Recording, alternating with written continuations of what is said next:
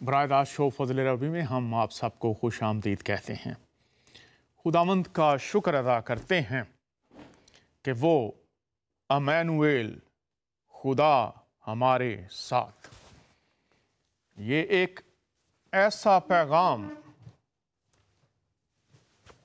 جو آسمان سے دیا گیا تھا۔ اس دور کے دیوی دیوتا مندروں میں رہتے تھے، مختلف آسمانوں پر تصور تھا، انسانوں سے دور، لیکن ایسا خدا جو انسانوں کے درمیان انسانوں کے ساتھ رہے، اس خدا نے اپنا پیغام، اپنا مکاشفہ، اپنا بھید نسل انسانی پر کھولا، اور یوحنا کی انجیل کے 3 باب کی 16ویں آیت بنی نوع انسان تک پہنچی، کیونکہ خدا جو ابراہیم، اسحاق اور یعقوب کا خدا ہے، اس نے 10 احکام خود تحریر فرما کر انسانوں تک پہنچائے تھے، اور اس سے مراد یہ تھی کہ یہ باتیں ان کے پاس رہیں، ان تک پہنچیں، ان کی عقلیں روشن ہو جائیں، ان کو ہدایت اور احکامات مل جائیں کہ خدا انسانوں سے کیا چاہتا ہے۔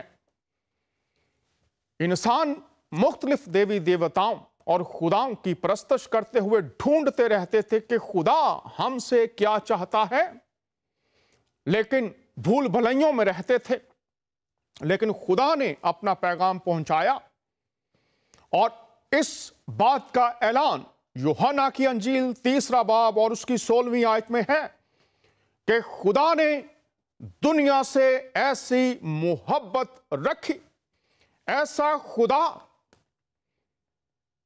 جس کے بارے میں قرآن، توریت، انجیل اور زبور اس کے کردار، اس کی صفات سے بھری ہوئی ہے، لیکن اس کے باوجود انسان ان باتوں کو سمجھنے سے ماضی میں بھی قاصر رہے، نظر انداز کرتے رہے۔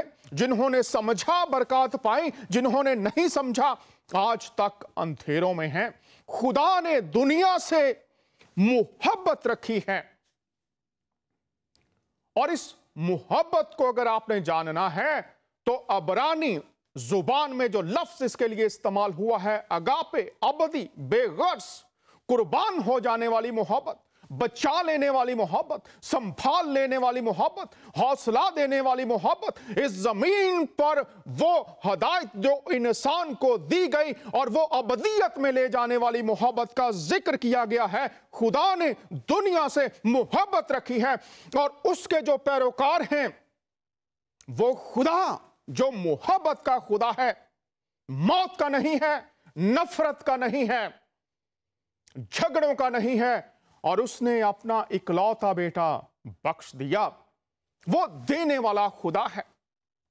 جب اس نے آدم اور حوا کو بنایا تو تمام نباتات، چرند پرند جو اس نے بنائے تھے، آدم اور حوا کو دے دیا کہ لطف اندوز ہو۔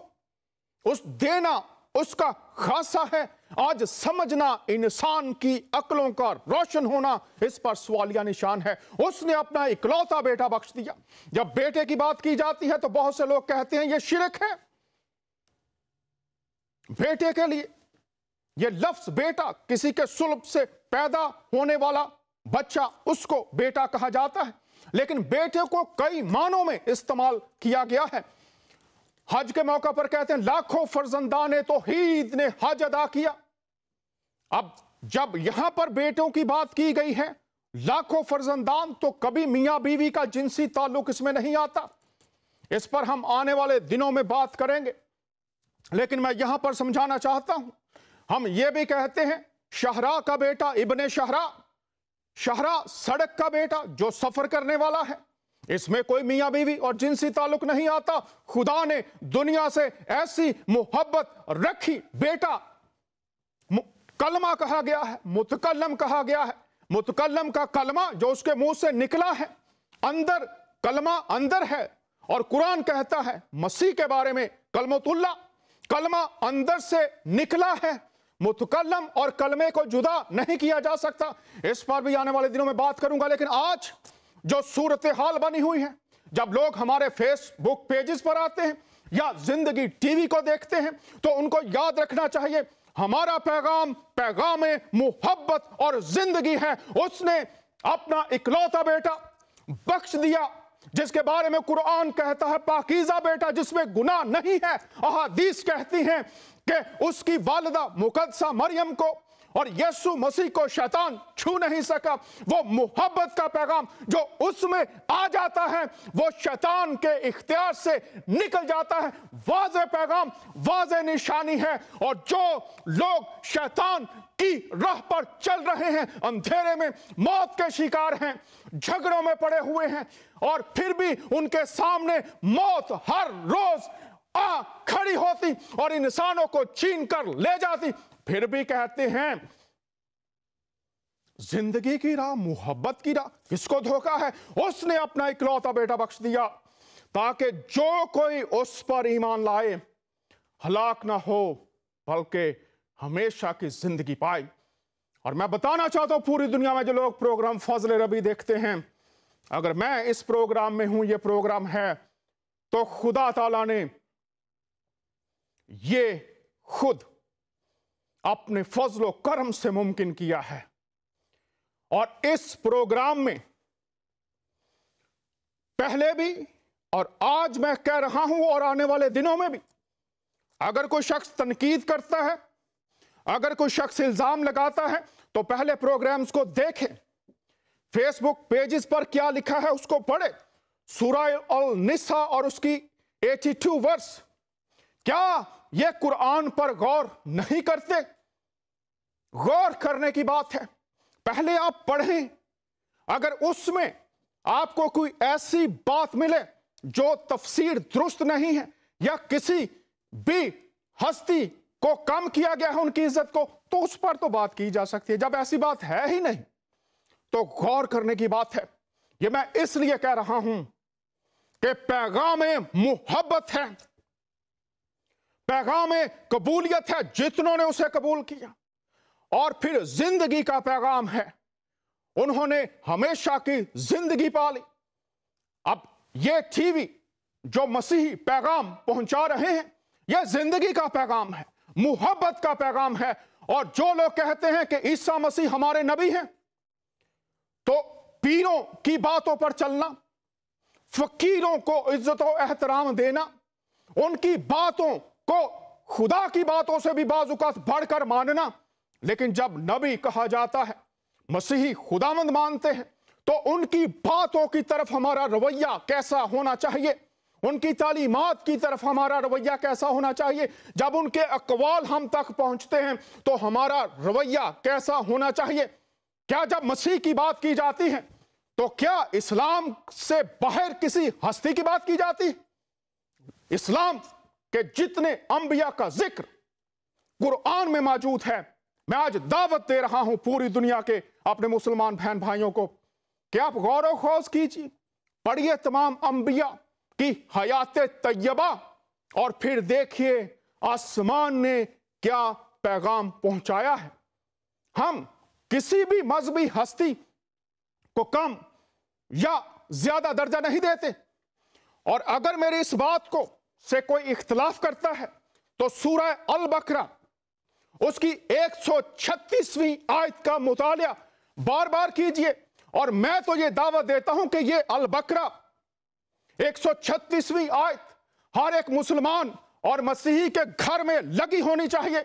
हमारे बच्चे जो जवान हो रहे हैं और जो नौजवान इस वक्त मौजूद हैं, वहां पर क्या पैगाम दिया गया है। हम अंबिया इकराम में फर्क नहीं करते, हम कुतुब में फर्क नहीं करते, और अगर कोई शख्स फर्क करता है तो इस आयत को पढ़े कि लिखा है क्या हम फरमाबरदार हैं या नाफरमानों में हैं। और आज अगर आपने इस बात का तज्जिया करना है, कोई मसीही या मुसलमान या यहूदी वो खुदा की पैरवी कर रहा है, तो खुदा के अहकामात ने जो हदें ठहराई हैं हम उन हदों के अंदर हैं या नहीं हैं। अगर बाहर निकल चुके हैं तो क्यों दुआएं नहीं सुनी जा रही, क्यों मसाइल का हल नहीं मिल रहा। चंद आयात आपकी नजर करता हूं और फिर अपने मेहमान से आपको मुतारफ करवाऊंगा। आइए आदाब गुफ्तगू के ताल्लुक से सूरह अल-नहल 125वीं आयत है। गुफ्तगू कैसे करनी है? किसी ने कहा, मकूला है एक, पहले तोलो फिर बोलो। ऐसे ही बोले जा रहे हैं, जब पता नहीं कि बात कैसे करनी है। अगर किसी किताब को आप इल्हामी मानते हैं तो उसको तो पहले पढ़ लीजिए, देखिए क्या लिखा है। काश किसी के दिल में आज के दौर में उतर जाए ये बात, ऐ पैगंबर, लोगों को दानिश और नेक नसीहत, नेक का उल्ट क्या होता है वो मैं आप पर छोड़ता हूं। अपने परवरदिगार के रास्ते की तरफ बुलाओ। अगर मजहबी गुफ्तगू करनी है, किसी को बुलाना है, तो ऐ पैगंबर, इस्लाम की जलीलुल कद्र हस्ती, इस्लाम के आखिरी पैगंबर, उनसे खिताब है और बहुत ही अच्छे तरीके से, अच्छे का उल्ट आप पर छोड़ता हूं, अच्छे तरीके से उनसे मनाजरा करो, बातचीत करो। जो उसके रास्ते से भटक गया, बातचीत कर लो। जो रास्ते से भटक गया तुम्हारा परवरदिगार उसे खूब जानता है, वो वाकिफ है, और जो रास्ते पर चलने वाले हैं उनसे भी खूब वाकिफ है। अब यहां पर वाज़ेह कहा गया है लोगों को दानिश और नेक नसीहत। यहां पर जो दानिश, अगर आप उलमा की बात पढ़ेंगे तो दानिश से मुराद खुदा का कलाम, और खुदा का कलाम कितनी कुतुब को कुरान में बार बार कहा गया है। कितनी कुतुब हैं जिनको खुदा का कलाम कुरान में बार बार कहा गया है, और उसमें क्या रहनुमाई दी गई है। तुम्हारा कलाम पुर फजल हो, फजल से भरा हुआ हो, नमकीन हो, उसमें टेस्ट पाया जाए, पुरफज। लोगों को कलाम की रोशनी के मुताबिक जो कलाम ने तरतीब बताई है उससे बाहर ना जाओ। और हजरत सुलेमान फरमाते हैं खुदा का खौफ दानाई का शुरू है। कलाम और खुदा के खौफ के साथ, यहां पर खौफ से मुराद है खुदा को अव्वल दर्जा देना, उसकी बातों को अव्वल रखना। फिर कह रहा हूं दानिश, कितनी कुतुब हैं उसकी जिसमें उसका कलाम है, अहकाम है, उनकी रोशनी में। और वो कहता है खुदा का खौफ, खुदा को अव्वल दर्जा देना, वो हमारे लिए मुकद्दम हो। हमारे अपने एजेंडे, हमारी अपनी घड़ी हुई तालीमात नहीं, बल्कि सिर्फ खुदा का कलाम। तो गुफ्तगू के आदाब यहां पर बताए गए हैं, और खुदा जानता है जो रास्ते पर है या नहीं है। अगर किसी के पास पूरी दुनिया में पैमाना है कि उसको ये खुदा ने पैमाना दे दिया है, उसको खुदा ने ये कुलिया दे दिया है कि उस पर बातें खुल गई हैं, वो देख सकता है कि ये गुनहगार है, ये मोमन है, ये काफिर है, निशानियां तो देख सकता है, लेकिन असल कौन जानता है? वो खुदा जानता है। तुम्हारा काम यह है कि दानिश, नसीहत, अच्छे तरीके से बातचीत करो। जो भटक गया वो उस रास्ते पर जाए, खुदा जानता है, और जो राह पर है उसको भी खुदा जानता है। अगली बात देखते हैं, एक और हुक्म है इसी किताब में,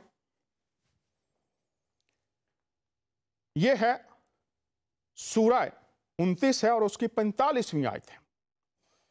और यहां पर वाज़ेह फरमान है, और अहले किताब से ना झगड़ो, अहले किताब से झगड़ा ना करो। स्लाइड प्लीज दिखा दीजिए। मगर ऐसे तरीके से जी जो नहायत अच्छा हो, یہ ہے اہل کتاب سے جھگڑا نہ کرو، پہلا حصہ ہے اس آیت کا، مگر ایسے طریقے سے جو نہایت اچھا ہو طریقہ وہ اپناؤ جس سے جھگڑا نہ ہو، اور ہاں آگے پھر شرط ہے جو ان میں سے بے انصافی کریں، اگر کوئی حد سے باہر جائے اس کے ساتھ اسی طرح مجادلہ کرو اور کہہ دو کہ جو کتاب ہم پر اتری اور جو کتابیں تم پر اتری ہیں ہم سب پر ایمان رکھتے ہیں، تمہاری کتابیں اور ہماری کتاب ہم ایمان رکھتے ہیں، ہمارا اور تمہارا معبود ایک ہی ہے اور ہم اسی کے فرما بردار ہیں، تمہارا معبود ہمارا معبود ایک ہی ہے، ہم اسی کے فرما بردار ہیں۔ اگر وہ ایک ہی ہے تو پہلی 3 کتب اس کو کس طرح سے بیان کرتی ہیں؟ کیا تعلیم اس معبود کے بارے میں دیگر کتب میں پائی جاتی ہے؟ اہل کتاب سے جھگڑا نہ کرو، اس معبود کے بارے میں جاننے کی کوشش کرو، ڈھونڈو کیا تعلیم پہلے پائی جاتی ہے، اور اس تعلیم کی روشنی میں دیکھو کہ کیا خدا کی ذات بدل سکتی ہے، کیا خدا کا کلام بدل سکتا ہے، کیا خدا کی باتیں بدل سکتی ہیں؟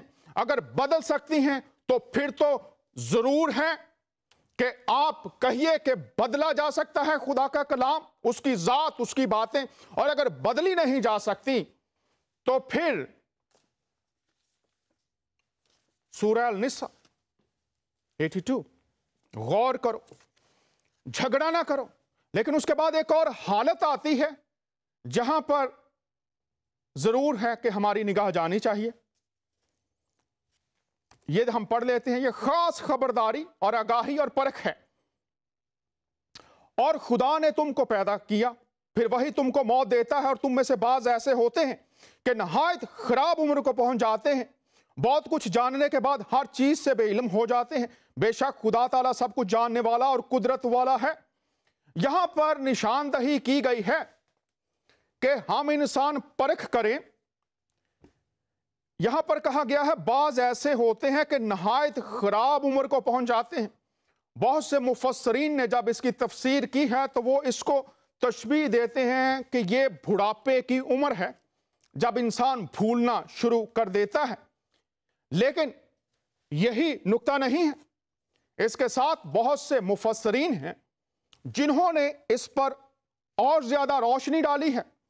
وہ کہتے ہیں کہ اس سے مراد یہ بھی ہے کہ کوئی شخص سمجھنے کے لیے تیار ہی نہ ہو، ایسا شخص، ایسی عمر جب وہ سمجھنے کے لیے تیار ہی نہ ہو، اس کو باتیں بتائی جائیں اور وہ پھر بھول جائے۔ ایسی عمر، ایسی حالت کی نشاندہی کی گئی ہے کہ جو تعلیمات پہنچائی گئی ہیں ان کو سمجھنے کے لیے تیار نہ ہو، اگر سمجھائی جائیں تو فوراً بھلا دیا جائے۔ ایسی عمر میں، ایسی حالت میں جو لوگ ہیں ان کے لیے آج یہ واضح رہنمائی اور خبرداری ہے۔ سورہ النساء 82 غور کرو، غور و خوض کرو، دھیان کرو، ڈھونڈو، پرکھو، پڑھو، تاکہ تم پر تصویر واضح ہو جائے۔ اور اگلی آیت جو آپ کے سامنے رکھنا چاہتا ہوں وہ ہے یشوع کی کتاب ہے، یہ توریت کی آخری کتاب ہے، اور یہاں پر لکھا ہے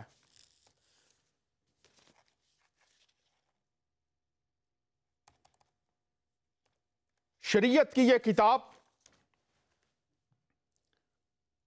شریعت کی یہ کتاب تیرے منہ سے نہ ہٹے، بلکہ تجھے دن اور رات اسی کا دھیان ہو، تاکہ جو کچھ اس میں لکھا ہے اس پر تو احتیاط کر کے عمل کر سکے، کیونکہ تب ہی تجھے اقبال مندی کی راہ نصیب ہوگی اور تو خوب کامیاب ہوگا۔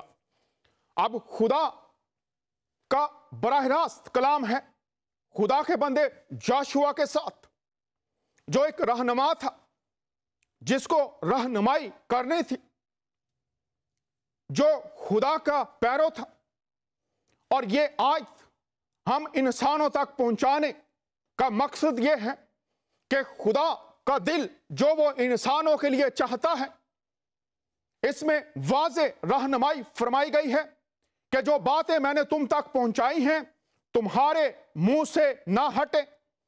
اس سے مراد یہ ہے کہ تم جو بات کرو، تمہاری جو سوچ ہو، تمہارا جو عمل ہو، وہ خدا کے کلام کی حدوں سے باہر نہیں ہونا چاہیے. اس سے انحراف نہ کیا جائے، تیرے منہ سے نہ ہٹے. ہر ایک بات میں یہی حکم، یہی بات مقدم ٹھہرے. خدا نے محبت رکھی ہے، یہ بات مقدم ہونی چاہیے. پھر آگے لکھا ہوا ہے، دن اور رات اسی کا دھیان ہو تاکہ جو کچھ اس میں لکھا ہے اس پر تو احتیاط کر کے عمل کر سکے. دن اور رات، اس سے مراد یہ ہے کہ ہم مصروف زندگی گزارتے ہیں. زندگی کی ساری سرگرمیاں ضروری ہیں، لیکن وہ تمہارا وقت جو غور و خوض کے لیے، دھیان کے لیے کلام پر ہونا چاہیے. اگر آپ دیگر کاموں میں مصروف رہیں، یہ شخص بہت مصروف تھا اور خدا کہہ رہا ہے کہ دن اور رات دیگر مصروفیات ہوں، لیکن کلام پر دھیان، اس کو پڑھنا، اس پر غور و خوض کرنا، اس کو نظر انداز نہیں کرنا چاہیے. اور پھر لکھا ہے احتیاط کر کے عمل کر. یہ شخص بہت طاقتور شخص تھا، با اختیار شخص تھا، بڑا شخص تھا، لیکن اس کو کہا گیا ہے کہ احتیاط کر کے عمل کر. تو خود بھی اور جن لوگوں کی تو نے رہنمائی کرنی ہے، تیرا اختیار، تیری قوت ایسا نہ کر دے کہ تو خود بھی تابع نہ رہے، اور جو تیرے منظور نظر ہوں وہ بھی کلام کی حدوں سے باہر رہیں. تو خود بھی عمل کر اور جو تیرے ساتھ کام کرنے والے ہیں وہ بھی عمل کریں. پھر خدا کا وعدہ ہے کہ تجھے اقبال مندی کی راہ نصیب ہوگی اور تو خوب کامیاب ہوگا. اقبال مندی اور کامیابی خدا کے دل کی خواہش ہے، اور اس کی راہ، آپ کی قابلیتیں، آپ کے سکلز، آپ کی ٹریننگز سب بڑی اچھی ہیں. چاہے 5 PhDs بھی کی ہوں، بہت اچھی ہیں، لیکن اگر خدا کی اس اقبال مندی اور کامیابی کی راہ، وہ خدا کا کلام، اس کی اہمیت، اس کا اطلاق ہے. خدا کریں کہ ان تعلیمات کی روشنی میں ہم سب انسان سیکھیں اقبال مندی جو خدا کی طرف سے ہے، اور کامیابی جو خدا کی طرف سے ہے وہ ہماری زندگیوں کا حصہ بن سکے. سیکھنے کے سلسلے میں ہی ہم نے کچھ سوالات تھے، ان پر بات کر رہے ہیں. ہمارے ساتھ ایک کالر ہیں، ان سے بات کرتے ہیں، پھر میں اپنے مہمان کو متعارف کرواؤں گا اور ہم بات کو آگے بڑھائیں گے. جی براہ راست شو فضل ربی میں خوش آمدید کہتے ہیں. بات کیجیے، آپ آن ایئر ہیں. جی سر، السلام علیکم سر. جی آپ کی بھی سلامتی ہو، بات کیجیے. سر میرا کوشچن یہ ہے آج کہ مسیحیت میں جب انسان مر جاتا ہے تو اس کے بارے میں کیا ہے کہ اس کی روح کہاں جاتی ہے، کیا ہے اس کے بارے میں مسیحیت تعلیم دیتی؟ مرنے کے بعد روح کہاں جاتی ہے اور انسان کے ساتھ کیا ہوتا ہے؟ جی ٹھیک ہے، تو مہربانی آپ اس بات پر روشنی ڈالیں. جی اس پر روشنی ڈالتے ہیں. پہلے آپ بتائیے آپ کی جو تعلیم ہے وہ کیا کہتی ہے، آپ کا کیا ایمان ہے اس کے بارے میں، آپ کیا سمجھیں آج تک؟ آپ کی تعلیم جس بھی مذہب کی آپ پیروی کرتے ہیں اس میں کیا ہے؟ اسلام سر، اسلام، میں مسلمان ہوں. جی جی. اور میرا یہ ماننا ہے کہ موت کے بعد انسان کا ایک برزخ کا ایک نئی کائنات کھلتی ہے جس میں وہ جاتا ہے. میں جاننا چاہ رہا ہوں کہ مسیحیت میں کیا ہے موت کے بعد. پہلی بات تو آپ یہ بتائیے کہ یہ آپ نے لفظ استعمال کیا برزخ میں جاتا ہے انسان، اس کے بارے میں آپ کو کہاں سے یہ ملی تعلیم کہ برزخ میں جاتا ہے؟ آپ کا جو عقیدہ ہے کہاں سے، اس کی بنیاد کہاں پر ہے؟ سر اس میں اسلام میں یہی بتایا گیا ہے کہ انسان موت کے بعد دنیا سے دوسری دنیا میں جو منتقل ہوتا ہے تو اس جو دوسری دنیا ہے اسے برزخ، مقام برزخ کہتے ہیں، جہاں انسان قیامت کے دن تک رہتا ہے. ٹھیک ہے، تو اس کی کوئی بنیاد میں نے عرض کیا کوئی قرآن کی آیت ہے اس کے لیے یا کوئی حدیث ہے تاکہ پتہ چل سکے کہ آپ یہ بات آپ کو ملی کہاں سے، پھر اس پر بھی بات کریں. سر میں ابھی اس پہ، میں اسٹوڈنٹ ہی ہوں، مطلب دونوں کتابوں کا، تو میں ابھی اس پہ میں نے لیکچرز ہی سنے ہیں، تو مجھے بھی اتھینٹسٹی 100% نہیں ہے، اسی لیے میں آپ سے ذرا جاننا چاہ رہا ہوں پھر میں دیکھوں گا کہ دونوں کا کمپیریزن کرنا چاہ رہا ہوں کہ بہت شکریہ. نصیحت کیا آپ کہتی ہے. یہ کہہ رہے ہیں کہ آپ نے لیکچر سنے ہیں لیکن کسی نے بھی آپ کو اس بات کی کوئی بنیاد، کتابیں الہامی جو ہیں، کتب الہامی ہمارے پاس ہیں، ان میں سے کوئی آپ کو اس کی بنیاد کوئی نہیں بتائے گی جتنے لیکچر آپ نے سنے ہیں. جی تو آپ سر. یہ کہہ رہے ہیں. جی سر. بہت شکریہ. تو پھر ہم اس بات کو آج کھولتے ہیں آپ کے سامنے. مہربانی سر. بہت شکریہ. متعارف کروانا چاہتا ہوں پروفیسر اصغر علی صاحب، بڑے احترام کے ساتھ. اصغر بھائی کیسے ہیں آپ؟ خدا کے فضل و کرم سے خیریت سے ہیں، اور بڑی بڑی شکریہ ہے جناب، خاص طور سے ایسے صاحبان کے لیے جو بڑے پریکٹیکل سوال کرتے ہیں. جی بالکل، میں شکر گزار ہوں. لیکن یہ لمحہ فکریہ بھی ہے کہ وہ اس نوجوان نے لیکچر سنے ہیں برزخ کے بارے میں، لیکن اس کی بنیاد توریت، زبور، انجیل یا قرآن کی کن آیات پر ہے، اس کے بارے میں انہوں نے کہا کہ کوئی انہیں پتہ نہیں ہے. تو چونکہ آپ دونوں اطراف کے جو علم الہی کے مختلف موضوعات ہیں، آپ ان پر دسترس رکھتے ہیں، تو میری درخواست ہوگی کہ موت کے بعد برزخ ہے، اگر ہے تو کیوں ہے، اور کس نے کہا یہ ہے، کس فرشتے نے یہ رویل کیا، کس الہام سے یہ بات آئی، آج اس کو کیسے سمجھا جائے. تو یہاں سے آغاز کیجیے. جی میں اس کا بیک گراؤنڈ تھوڑا بتا دوں. اب آپ پڑھیں گے سورہ المریم، سورہ 19 آیت نمبر 70 اور 71 میں، تو وہاں پر لکھا ہے کہ تمہارے رب نے یہ طے کر دیا ہے المقضیہ، کہ تم میں سے ہر ایک اس جہنم سے گزرے گا. اور اس کے اوپر علماؤں کے بارے میں خاص طور سے آپ پڑھیں گے، الرازی ہیں اور تفسیر ابن کثیر ہیں، ابن عباس ہے، جلالین ہیں. یہ تمام لوگ کیا کہتے ہیں کہ ہر ایک انسان جب وہ مسلمان جب مرے گا تو وہ جہنم میں جائے گا، اور قیامت کے دن تک وہ وہاں پہ رہے گا. اور ایک یہ ہے کہ قیامت کے دن جب خدا اس سے خوش ہوگا تو کچھ لوگ اس میں سے بجلی کی طرح تیزی سے نکلیں گے، کچھ لوگ گھوڑے کے سامان وہاں سے تیزی سے نکلیں گے، کچھ لوگ پیدل چلنے والوں کی سامان، اور کچھ لوگ چیٹیوں کے مانند سلولی نکلیں گے. اب اس کے اوپر ایک جو دوسرا ذکر ہے وہ ہے صراط پول کے بارے میں. آپ کو معلوم ہے کہ جب لوگوں کا انصاف ہوگا تو آپ کو معلوم ہے کہ جنت اور جہنم کے بیچ میں ایک پول ہوگا، اور وہ پول جو ہوگا یہ سر کا جو ہمارا بال ہے، اس بال کا 7 حصہ میں سے ایک حصہ ہوگا، اتنا باریک اور پتلا ہوگا. اور جب لوگ چلیں گے تو رستباز لوگ وہ آرام سے گزر جائیں گے، لیکن جو گنہگار ہیں وہ اس جہنم میں گریں گے اور ہمیشہ کے لیے وہاں پر رہیں گے. اب یہ جو لفظ مقضیہ ہے قرآن میں 2 جگہ آتا ہے سیم سورہ میں. سورہ مریم آیت نمبر 21 میں ہے کہ اے مریم میں تجھے بڑے خوشی کی خبر سناتا ہوں، تجھے ایک پاکیزہ بیٹا ہوگا، یعنی حضرت مسیح، اور اسے خدا دنیا کے لیے رحمت مقرر کیا ہے.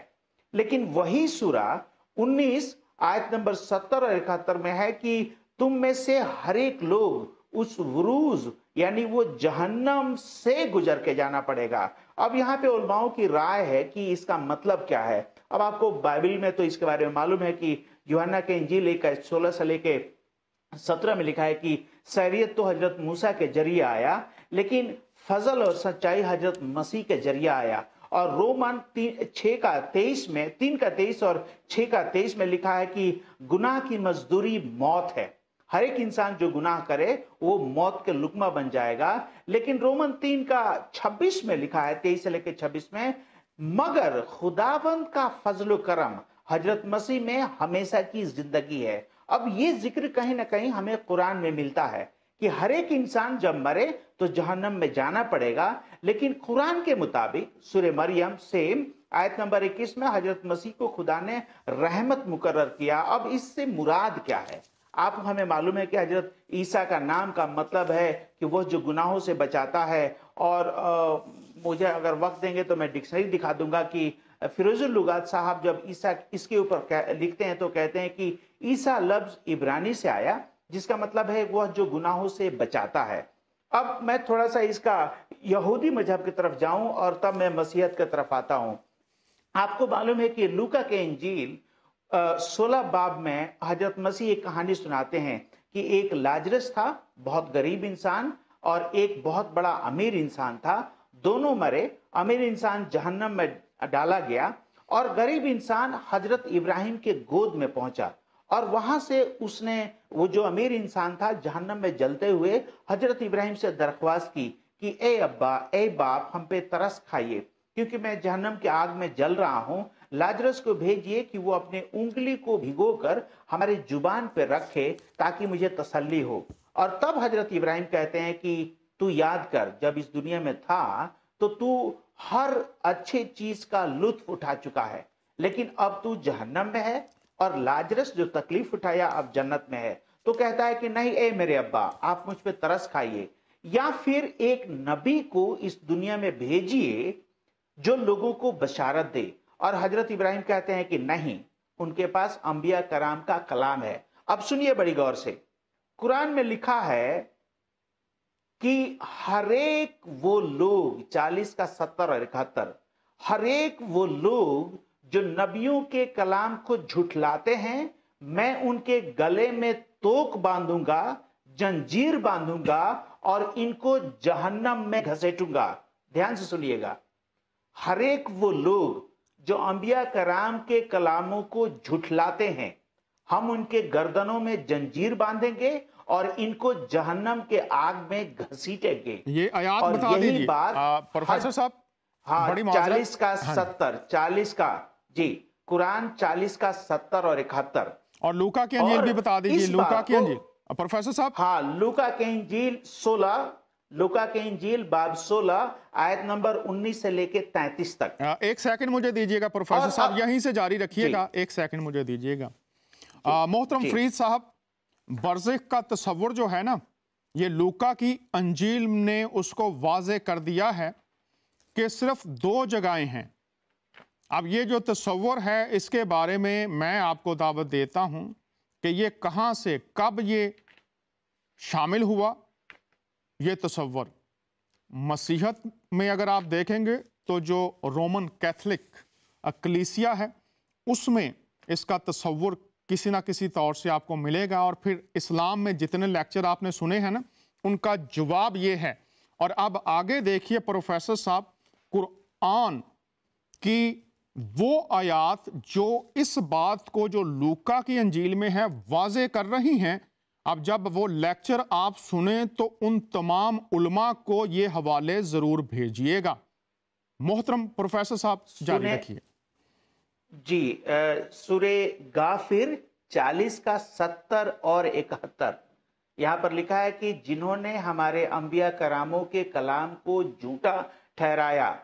अब ध्यान रखिएगा कि जो लोग कहते हैं कि खुदा का कलाम बदल गया, जो आपने शुरू में कहा था कि सूरे नाम आयत नंबर उसका 116 में कि ला मुबद्दला ली कलमात लाही, खुदा के कलाम कभी बदला नहीं जा सकता है। और यहाँ पर लिखा है सूरे गाफिर में कि जो इसको झुठलाते हैं, हम इनके गले में जंजीर बांध के जहन्नम में डालेंगे इनको।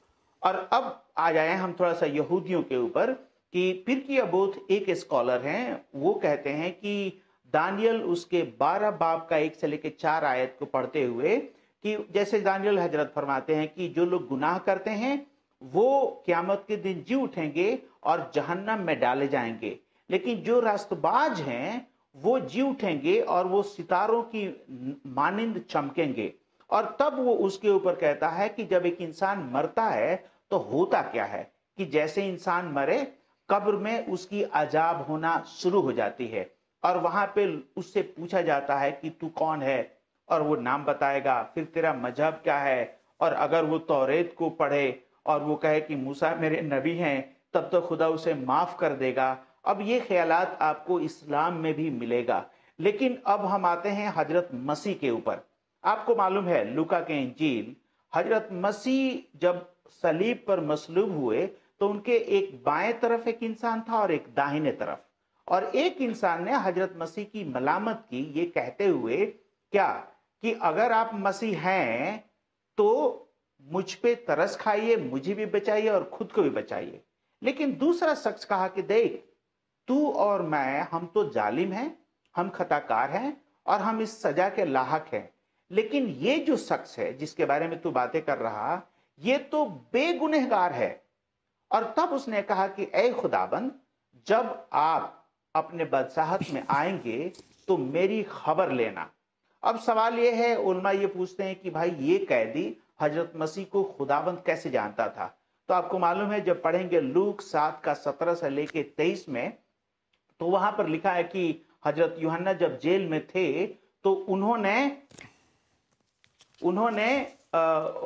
दो लोगों को भेजा कि पूछो कि आने वाले आप मसीह हैं या हम किसी और के बारे में इंतजार करें। और तब हजरत मसीह ने बहुत सारे मौजज़ात किए, मुर्दों को जिंदा किया, कोढ़ियों को पाक साफ किया और कहा कि जाओ और कहो कि अंधे देखते हैं, लंगड़े चलते हैं, मुर्दे जलाए जाते हैं, कोढ़ी पाक साफ किए जाते हैं और गरीबों को खुशखबरी सुनाई जाती है। अब ये जो मौजज़ात है उन्होंने क्यों किया? ये यशायाह 35 का 3 से लेके 5 में लिखा है कि तुम्हारा खुदा तुम्हारे पास आएगा और वो अंधों की आंखें खोलेगा।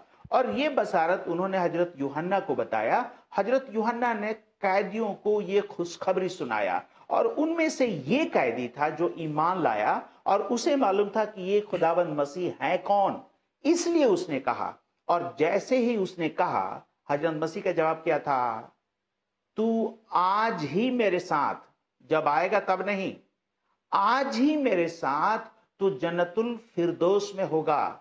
और यही बात हजरत मसीह कहते हैं यूहन्ना उसका 5 का 24 से लेकर 29 में कि मैं तुमसे सच सच कहता हूं, जो कोई मुझ पर ईमान रखे वो मौत को पार करके जिंदगी में दाखिल हो चुका है। तो देखिए, हजरत मसीह में ईमान रखने से, जी मैं आपको 1 मिनट दे दीजिए, हमें कुछ सेकंड दे दीजिए, क्योंकि हजरत मसीह हमारे खातिर मसलूब हुए, हमारे गुनाहों को लेकर सलीब पर चढ़ गए। इसीलिए कुरान में लिखा है सूरह मरियम 19 का 21 में कि हजरत मसीह खुदा के रहमत है। और वही कुरान 19 का 70 और 71 में लिखा है कि हर एक मुसलमान पर, हर एक बशर पर यह लाजिम है कि वो जहन्नम में जाए, वहीं पर ता क़यामत तक रहेगा। और ये क्यों बातें हैं? आप बार बार कोट करते हैं कि अगर आपको शक है तो अहले किताब से जाके पूछिए। और अहले किताब से खुदा क्या कहता है? आप इंजील से फैसला करो। तो इंजील क्या बताता है कि ये हर एक इंसान जो गुनहगार है सजा के लायक है, लेकिन हजरत मसीह हमारे गुनाहों को लेकर सलीब पर चढ़ गए। इसलिए हजरत मसीह में ये यकीन है जो फरीद साहब फरमा रहे हैं कि अगर आप ईमान लाएंगे तो आप सीधे जन्नत में जाएंगे, जैसे हजरत मसीह ने उस कैदी से फरमाया था। बहुत शुक्रिया, प्रोफेसर साहब ने बहुत वाज़ेह बात बयान फरमा दी है। और जब ये उन्होंने कोट किया, मैं तुमसे सच सच कहता हूँ, तो अबरानी ज़ुबान में जब भी इस लफ्ज़ को बोला जाता है, इससे मुराद ये होती है कि गौर करो, ज़ोर दिया जाता है इस बात पर कि तुम्हें ज़रूर इस तरफ मतवज्जो होना है। अब अगर कोई नज़रअंदाज कर दे तो उसकी अपनी बात है, और सच्चाई जब हम तक पहुंचती है तो फिर ये हमारी अपनी मर्जी है कि हम रद्द कर दें या कबूल कर लें। फरीद साहब, जो बात बताई गई, क्या आप इससे मुतमीन हैं या कोई और इस ताल्लुक से बात पूछना चाहते हैं? शायद कॉल डिस्कनेक्ट हो चुकी है। हम बात करेंगे इस वक्त। जी फरीद साहब, आपने सुना, तो कोई और बात इस ताल्लुक से करना चाहेंगे या आपकी तसल्ली हो गई है? नहीं सर, तसल्ली हुई है। मैं सुनना चाहूंगा, प्रोग्राम ऑनलाइन रहना चाहूंगा। बहुत शुक्रिया, आपकी बड़ी मेहरबानी। आप कॉल करते हैं, पूरी दुनिया से लोगों को दावत है, जो भी शख्स कॉल करना चाहे, मोहब्बत की रूह में, सीखने की रूह में हाजिर हैं। कलाम खुदा की रोशनी में बातें होंगी, और ये बातें तौरात, ज़बूर, अंजील, कुरान से हैं, और इन किताबों पर किसी की ठेकेदारी नहीं है। गौर ख्वास की बातें हैं, इख्तलाफ राय हो सकता है, आप दूसरी तरह से समझते हैं, दूसरा शख्स दूसरी तरह से समझता है। और इसके लिए मैं एक आयत आप सबके सामने रख देना चाहता हूँ। ये 27वीं सूरत है और उसकी 92 आयत है, और ये कि कुरान की तिलावत करो, और जो शख्स हदायत के रास्ते पर आए वो अपने ही फायदे के लिए रास्ते पर आएगा, और जो गुमराही इख्तियार करे तो कह देना کہ میں تو بس ان لوگوں میں سے ہوں جو خبردار کرتے ہیں. جو راستے پر آئے گا، جو نہ آئے گا، اس کا اپنا فیصلہ ہے. خبردار کرنا، بات پہنچانا. اور انبیاء کے بارے میں لکھا ہے وہ خبردار کرنے والے تھے، خدا کی بات پہنچانے والے تھے. اور وہی باتیں ہیں جو ہم توریت، زبور، انجیل سے کرتے ہیں. اور پھر ہر شخص کی اپنی بات ہے، وہ اس کو مانے نہ مانے. پروفیسر صاحب، ہمارے مسلمان بہن بھائی جو خاص طور پر ان کو تثلیث سمجھ نہیں آتی، آپ کے پاس اس وقت 20 منٹ ہیں، کیسے وہ تثلیث کو سمجھیں؟ کیا ان کے اعتراض ہیں جو ان کو سمجھ نہیں آتے؟ تو 20 منٹ میں آپ آج یہ بتائیے کہ یہ بات ہے جو ان کو سمجھ نہیں آتی تو ایسے وہ سمجھیں. تو آپ کا وقت ہے، تثلیث پر بات کیجئے. جی، اور بڑے بڑے شکریہ جناب، کیونکہ ہمیں یہ ریئلی کلیریفائی کرنا ہے. اس میں کئی سارے مطلب اس کے ڈائمنشن ہے جس کو ہمیں کلیریفائی کرنا پڑے گا. اور پچھلے بار جو ہم لوگ دیکھ رہے تھے کہ ایک جو لوگوں کو ڈرا دیا جاتا ہے سورہ نساء 4:48 پڑھ کے کہ خدا ہر گناہوں کو معاف کرے گا لیکن شرک کو نہیں کرے گا، اور اس لیے لوگ ڈر جاتے ہیں. ٹھیک ہے، اب اس کے جسٹ اپوزٹ میں حضرت مسیح کا کلام ہے. حضرت مسیح کہتے ہیں متی 12:30 اور 31 میں کہ انسان کے ہر گناہ معاف ہوں گے، لیکن اگر کوئی پاک روح کے خلاف میں کہے تو یہ معاف کبھی نہیں ہوں گے. اور اس لیے ہمیں دونوں طرف تحقیق کرنا ہے کہ یہ بھی نبی ہیں، پیغمبر اسلام کو بھی لوگ مانتے ہیں. اور یہ بہت سنجیدہ بات ہے، کیونکہ اگر آپ نے اس کے اوپر تحقیق نہیں کیا، حضرت مسیح کے لفظوں میں اگر آپ تثلیث کو نہیں مانتے تو جہنم میں جائیں گے، پیغمبر اسلام کے لفظوں میں اگر آپ مانتے ہیں تو جائیں گے. تو یہ ریئلی بڑی سنجیدے سے ہمیں سوچنا پڑے گا. آئیے ہم دیکھے تھے کہ سورہ نساء 4:48 آیت جو اتری تھی ہم پہلے دیکھ چکے ہیں، اس لیے وقت ضائع نہیں کریں گے. وہ وحشی کے بارے میں اترا تھا جو مشرک نہیں تھا اور اسے یہودیوں سے کچھ لینا دینا نہیں ہے. 4:116 آیت جو ہم نے پڑھا تھا وہ بھی کسی مسیحی کے بارے میں نہیں تھا. اس کے بارے میں بھی ہم زیادہ وقت نہیں گوائیں گے. وہ توما کے بارے میں تھا کہ توما ایک مشرک تھا اور مسلمان بنا، اس نے چوری کیا اور وہ پکڑا گیا، اور پھر کیونکہ پیغمبر اسلام نے اس کے حق میں فیصلہ نہیں سنایا وہ پھر مشرک بن گیا. اس کے بارے میں یہ کلام کہا گیا. لیکن اس کے بعد جو بڑے سنجیدے کے ساتھ ہمیں سوچنا ہے وہ ہے قرآن اس کا 35:5 آیت میں، جہاں پر لکھا ہے کہ یہ جو واقعہ تھا وہ مکہ کے لوگ پیغمبر اسلام کے خلاف شکایت کیے تھے، اور اس پر ان کے چچا نے پوچھا تھا کہ تو کیا چاہتا ہے، اور آپ نے فرمایا تھا کہ یہ لوگ تمام بتوں کو چھوڑ دیں اور ایک معبود ہے جسے اللہ کہتے ہیں اس کی یہ عبادت کریں. اور تھوڑا سا اس کے اوپر ہمیں تصریح کرنا ضروری ہے کہ اب وہ اللہ جو ہے جس کے بارے میں ایک ہم نے باہر سے شہادتیں بتائی تھی، لیکن دوسرا قرآن کے اندر بتا دیں کہ وہ اللہ کون ہے. ہم نے باہر کی شہادتیں کے بارے میں بہت سارے ریفرنس دیا تھا، لیکن اندر سے تھوڑی سا ہم بتا دیں اس کے بارے میں. تو جب آپ پڑھیں گے تو آپ اگر ابن حسام پڑھیں گے، اس میں چیپٹر ہے عبد المطلب کا گھرانہ، تو لکھا ہے کہ 4 ارب کے لوگ ایسے تھے جو کہ بت پرستی سے عاجز ہو چکے تھے، اور یہ لوگ ابراہیم کے خدا کو مانتے تھے. ان میں سے ایک شخص تھا جس کا نام تھا جید بن عمر، اور جید بن عمر نے پیغمبر اسلام کو اس خدا کے طرف رہنمائی کیا تھا ان کا. اور اس کا ثبوت ایک تو حدیث سے ہم نے دیکھا تھا، لیکن آج ہم قرآن سے چاہیں گے کہ جو اس سوال کو جاننا چاہتے ہیں وہ اس آیات کو پڑھیں. قرآن سورہ بقرہ آیت نمبر 135 میں لکھا ہے کہ حضرت ابراہیم تو حنیفہ تھے، مسلمان بھی حنیفہ ہیں اور انہیں ان کے راہ پہ چلنا چاہیے. سورہ ال عمران 3:67 میں لکھا ہے کہ حضرت ابراہیم تو حنیفہ تھے، یعنی مسلمان بھی حنیفہ ہیں، اور آج حنفی ایک گروپ بھی چلتا ہے. پھر سورہ ال عمران 3:95، سورہ نساء 4:125، یہاں پر خدا پیغمبر اسلام کو ہدایت دیتا ہے کہ آپ حضرت ابراہیم کے راہ پر چلیں، یعنی آپ حنیفہ بنیں. اور تب حضرت ابراہیم کے ملت پر چلنے کے لیے خدا کم سے کم 7 بار پیغمبر اسلام کو ہدایت دیتا ہے. سورہ بقرہ آیت نمبر 130 سے لے کے 33 میں کہ خدا نے مجھے یہ ہدایت بخشی ہے کہ میں ملت ابراہیم پر چلوں، یعنی ابراہیم کے مذہب پر چلوں. پھر سورہ ال عمران 3:65 سے 68 میں، سورہ ال عمران 3:95، सूरे अनाम 6 का 161 और सूरे हज 22 का 77, कुछ कुरान में 78 है, एंड अशुरा यानी 42 का 13 में। तो कम से कम ये 10 मुकाम पर लिखा है कि हजरत इब्राहिम हनीफा थे और उनके मजहब पर चलना है। लेकिन जनाब, ये हनीफा थे कौन? ये हनीफा एक कल्टी क्रिश्चियनों का ग्रुप था जो सीरिया में थे। वो लोग सही मसीहत के हिस्सा नहीं थे, एंड उनके माबूद के ऊपर पैगंबर इस्लाम कहते हैं कि उसी माबूद को ये मानते हैं। अब यहाँ पे एक सवाल ये है कि इसको ये अरब के लोग। प्रोफेसर साहब, बहुत शुक्रिया, आपने ये हनीफा ग्रोह की बात की।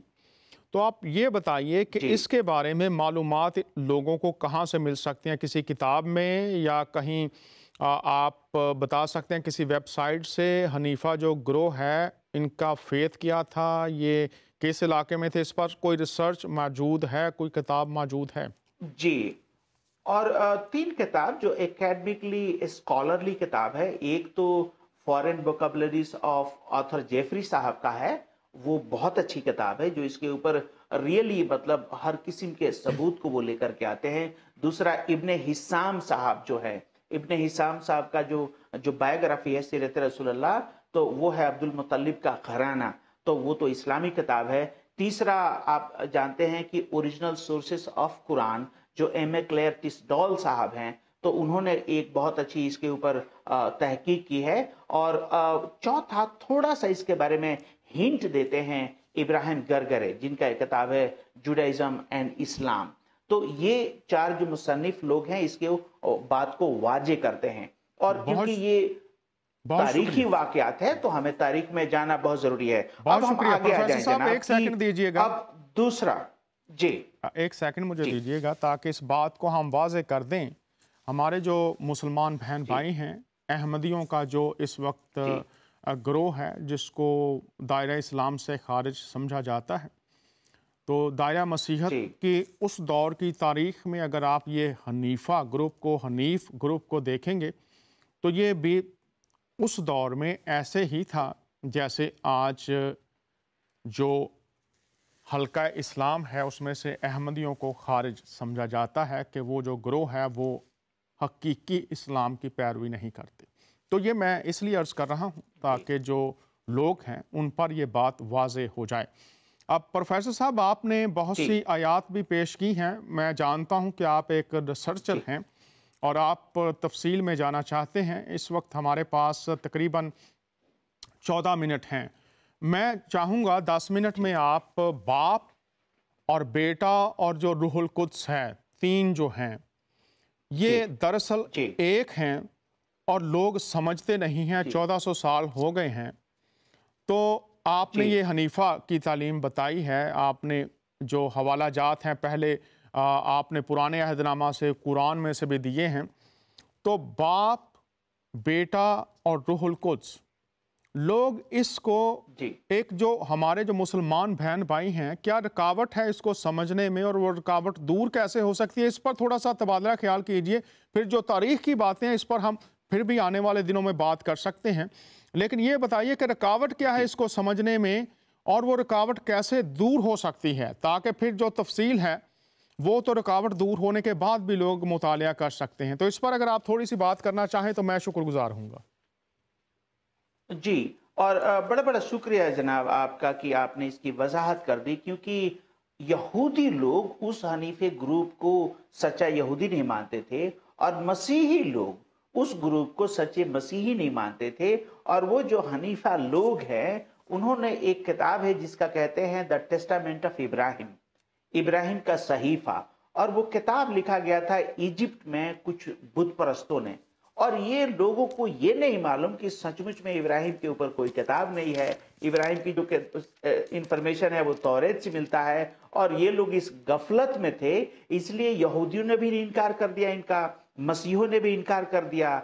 और उस पे अगर कोई कहे कि मैं उस इब्राहिम के खुदा को मानूं, तो ये रियली एक सवाल का मसला है कि हमें तहकीक करना चाहिए। अब आते हैं हम कि दूसरी क्या क्या हमारे सामने। प्रोफेसर साहब एक सेकंड दीजिएगा। जो प्रोफेसर साहब ने बात की है जी, ये आसान तर्जमा कुरान मुफ्ती मोहम्मद तकी उस्मानी साहब का है, اور اس کے جو پہلے 10 صفحات ہیں اس میں سے بھی آپ کو یہ بات مل جائے گی کہ بہت سے بت پرست اور بدعتی جو فرقے تھے وہ بھی ابراہیم کو اپنا جد امجد سمجھتے تھے۔ دور حاضر کے جید علماء میں سے مفتی محمد تقی عثمانی صاحب کا نام ہے، تو آپ اس بات کی تصدیق کے لیے یہ کتاب بھی پڑھ سکتے ہیں۔ جی جاری رکھیے۔ جی اور میں اپنے جو ہمارے ناظرین ہیں یا سامعین، ہم ان سے بڑے حلیمی کے ساتھ درخواست کریں گے کہ جو باتیں میں کہنا چاہتا ہوں پلیز بڑے مہربانی سے اس کو سنیے اور تب آپ اپنی رائے دیجئے۔ تو دیکھیے، جو ہم آپ سے کہہ رہے ہیں کہ اس تثلیث کا حقیقی واقعات انبیاء کراموں نے اپنے کتابوں میں کیا ہے، اور جناب جب تک آپ وہ کتاب نہیں پڑھیں گے آپ اس حقیقی تثلیث سے واقف کیسے ہوں گے؟ تو سب سے بڑی جو غلطی ہے لوگوں کی وہ یہ کہ اس حقیقی کتاب کو یہ لوگ نہیں پڑھتے ہیں جس کو انبیاء کراموں نے لکھا ہے، خدا کے ہدایت سے لکھا ہے، اور جس میں تثلیث کی اس میں تصریح کی گئی ہے۔ تو میں چاہوں گا کہ یہ لوگ پڑھیں، اور میں تشریح کیا ہے اس کے لیے پیش کر دوں۔ پروفیسر صاحب یہ تشریح کیا ہے آپ بتائیے؟ باپ کی تشریح کیسے، بیٹے کی کیسے، اور روح کی کیسے؟ جی، اور ہم آپ کو اس لیے بتا رہے ہیں کہ آئیے ہم کل تو تھوڑا پچھلے پروگرام میں ہم نے باپ کے لیے دیکھا تھا، آج ہم تھوڑا سا بیٹے کے بارے میں دیکھ لیں کہ اب بیٹے جو حضرت مسیح ہیں ان کے لیے مسیحیت یہ مانتا ہے کہ وہ خدا ہیں، اور خدا اس لیے ہیں کیونکہ ان میں خدا کی تمام ذات و صفات ہے، اور وہ انسان ہیں کیونکہ ان کے اندر انسان کی تمام خوبیاں ہیں۔ اور یہ 300 سال کے تحقیق کے بعد نائسیا کے کونسل نے یہ طے کیا تھا، اور اس کے لیے 62 آیات ہے جس کے اوپر انہوں نے تحقیق کیا۔ اب ہم کم سے کم 3-4 پڑھ دیں تو نمبر 1 انہیں پتہ چلا کہ خدا ہونے کے لیے ایک انسان کو 4 کوالیفیکیشن چاہیے، اور جب تک وہ 4 کوالیفیکیشن نہ ہو کوئی انسان خدا نہیں بن سکتا ہے۔ تو آپ جانتے ہیں کہ یوحنا کے انجیل اس کا 10:33 میں لکھا ہے کہ لوگ کہتے ہیں مسیح سے کہ آپ ایک انسان ہو کر اپنے آپ کو خدا بنانا چاہتے ہیں، اور تب چرچ کے لوگوں نے اس پہ تصریح کی کہ کیا حضرت مسیح خدا ہونے کی صلاحیت اپنے اندر رکھتے ہیں؟ تو دیکھیے 4 کوالیفیکیشن ہے۔ نمبر 1، ہم اور آپ انسان ہیں اور ہمارا آپ کا لیمیٹیشن ہے، اگر آپ ایک مقام پہ ہیں تو دوسرے جگہ جسمانی طریقے سے نہیں ہو سکتے ہیں، لیکن خدا وہ ہے جو ہر جگہ ایک ہی بار حاضر ناظر رہتا ہے۔ اور حضرت مسیح کہتے ہیں متی کے انجیل 18 سے لے کے 20 میں کہ جہاں 2 اور 3 میرے نام سے اکٹھا ہوتے ہیں میں ان کے بیچ میں ہوتا ہوں۔ اب علماؤں کا اس پہ ڈسکشن یہ تھا کہ اگر حضرت مسیح ایک انسان ہے تو وہ ایسی باتیں کہہ سکتے ہیں کیا؟ کیوں؟ کیونکہ دنیا میں 7 ارب سے زیادہ لوگ ہیں، اگر وہ خدا نہیں تو انہیں یہ کیسے معلوم کہ کون شیطان کے نام سے ہے اور کون خدا کے نام سے؟ تو یہ بات کہنے کے لیے پہلے انہیں علم الغیب ہونا پڑے گا، انگریزی میں کہتے ہیں اومنیسینٹ۔ جب تک وہ علم الغیب نہیں ہے تب تک وہ نہیں جان سکتے ہیں کہ کون ان کے نام سے ہے اور کون ان کے نام سے نہیں ہے۔ 2-3 واقعات جیسے یوحنا کا انجیل باب 1 میں لکھا ہے کہ جب نتنیل آتا ہے تو کہتا ہے کہ اے خداوند اب سچ مچ میں اسرائیل کے بادشاہ ہیں، اور خداوند مسیح کہتے ہیں کہ اس سے پہلے تو یہاں آیا میں نے تجھے انجیر کے درخت کے نیچے دیکھا۔ اب لوک میں لکھا ہے 7:33 سے لے کے 41 میں کہ جب لوگ سوچ ہی رہے تھے اپنے دل میں تو حضرت مسیح بول پڑے۔ اب مرکس میں لکھا ہے 2:5 سے لے کے 11 میں کہ جب لوگ یہ سوچ ہی رہے تھے یہ کون ہے جو کہے کہ تیرے گناہ معاف ہوئے، تو حضرت مسیح بول پڑے۔ تو کتاب مقدس میں آپ کو یہ 12 بار ملتا ہے کہ حضرت مسیح ہر انسان کے دلوں کو جانتے ہیں۔ اب اس کے اوپر لوگوں کا ایک سوالات ہے، جیسے متی اس کا 24:36 میں کہ مسیح نے کہا کہ آنے والا دن کے بارے میں کوئی نہیں جانتا، نہ بیٹا بلکہ صرف باپ، تو وہ کہتے ہیں کہ خدا سب کچھ جانتا ہے، اور اگر حضرت مسیح ہیں تو وہ کیوں نہیں جانتے؟ لیکن میں پہلے بھی بتا چکا ہوں اور شارٹلی ابھی بتا دوں۔ نمبر 1 سوال ہے 24:1 اور 2 میں، جب خداوند مسیح نے کہا کہ یہ ہیکل کا ایک بھی پتھر دھرا نہیں رہ جائے گا بلکہ یہ توڑا جائے گا، تو اس سمے لوگوں نے کہا کہ خداوند یہ کب ہوگا؟ تیرے آنے کی نشانی کب ہوگی؟ اور اس دنیا کا آخرت کب ہوگا؟ اور تب حضرت مسیح کہتے ہیں 24:14 میں کہ جب انجیل تمام دنیا میں بشارت ہو چکے گا تب ہوگا۔ نمبر 2، وہ کہتے ہیں میرے آنے کی نشانی یہ ہے کہ جھوٹے نبی آئیں گے، جھوٹے مسیحی آئیں گے، ہر جگہ اکال پڑے گا، وار اینڈ ورلڈ وار ہوگا۔ اور تب وہ کہتے ہیں 32 آیت میں کہ انجیر کے درخت سے ایک یہ لیسن سیکھو کہ جب وہ ہرے پتے آتا ہے تو کہتے ہو کہ گرمی آ گیا ہے۔ اسی طریقے سے جب یہ تمام نشانیاں ہو تو سمجھ لینا کہ میرا آنا دروازے پر ہے۔ اور تب وہ کہتے ہیں آیت 34 میں آسمان اور زمین ٹھل جائیں گے لیکن میری باتیں ہرگز نہیں ٹلیں گی۔ تو گریک میں بیٹے کے لیے 2 لفظ ہے، میں چاہوں گا کہ سامعین آپ سمجھیے۔ نمبر 1 ہوئس اور دوسرا ہوئی۔ تو ہوئس دا سن ہے اینڈ ہوئی دا سنس ہے۔ تو گریک میں جو لفظ ہے اس کا مطلب ہے کہ انسان کے اولادوں میں کوئی نہیں جانتا، اور اس کے لیے مسیح 5 اگزامپل دیتے ہیں۔ نمبر 1، نوح کے زمانے میں لوگوں کو نہیں معلوم تھا کہ فلڈ کب آئے گا۔ نمبر 2، گھر کے اندر جو گھر کا مالک ہے اسے نہیں معلوم کہ چور کب آئے گا۔ نمبر 3، وہ کہتے ہیں کہ 2 لوگ کھیت میں کام کرتے ہوں گے، ان میں سے ایک کو نہیں معلوم ہے کہ کون اٹھا لیا جائے گا۔ 2 عورتیں چکی پیستی ہوں گی، انہیں نہیں معلوم ہے کہ کون اٹھائی جائے گی۔ پھر وہ کہتے ہیں کہ 10 کنواریوں میں 5 کنواریاں جو بیوقوف ہیں انہیں نہیں معلوم کہ دلہا کب آئے گا۔ اور تب 25:13 میں وہ کہتے ہیں اسی طریقے سے تمہیں نہیں معلوم۔ پروفیسر صاحب ہمارا وقت تقریباً ختم ہو گیا، بہت شکریہ، پھر آپ کے ساتھ یہیں سے جاری رکھیں گے۔ ناظرین، اب میں آپ کے سامنے قرآن کی چند آیات رکھنا چاہتا ہوں، پھر فیصلہ آپ نے کرنا ہے جو تعلیم آپ کو دی جا رہی ہے۔ جو اللہ کے حکم کے خلاف فیصلہ کرتا ہے اس کے لیے یہ سورہ المائدہ اور اس کی جو 44 آیت ہے پڑھ رہا ہوں۔ اور جس نے اس کے مطابق فیصلہ نہ کیا جو اللہ نے اتارا ہے تو ایسے لوگ کافر ہیں، یہاں کافر کہا گیا ہے۔ پھر دیکھیے المائدہ اسی ورس میں، اور جس نے اس کے مطابق فیصلہ نہ کیا جو اللہ نے اتارا ہے ایسے ہی لوگ ظالم ہیں، کافر ہیں، ظالم ہیں۔ پھر اس کے بعد اور جس نے المائدہ 47 آیت، اور جس نے اس کے مطابق فیصلہ نہ کیا جو اللہ نے اتارا ہے تو ایسے ہی لوگ نافرمان ہیں، نافرمان ہیں، کافر ہیں، ظالم ہیں۔ تو اب دیکھیے جو باتیں آپ تک پہنچائی گئی ہیں، انجیل والوں کو انجیل کے مطابق فیصلہ کرنا چاہیے کس نے اتارا ہے، سنیے، اور انجیل والوں کو چاہیے کہ اس کے مطابق فیصلہ کریں جو اللہ نے اس میں اتارا ہے۔ تو جو اللہ نے اتارا ہے جو اس کے مطابق نہ چلے، المائدہ کافر ہے، المائدہ ظالم ہے، اور المائدہ 47 نافرمان ہے۔ اور فرمانبردار کہاں ہوں گے؟ نافرمانی جو کریں گے وہ کہاں ہوں گے؟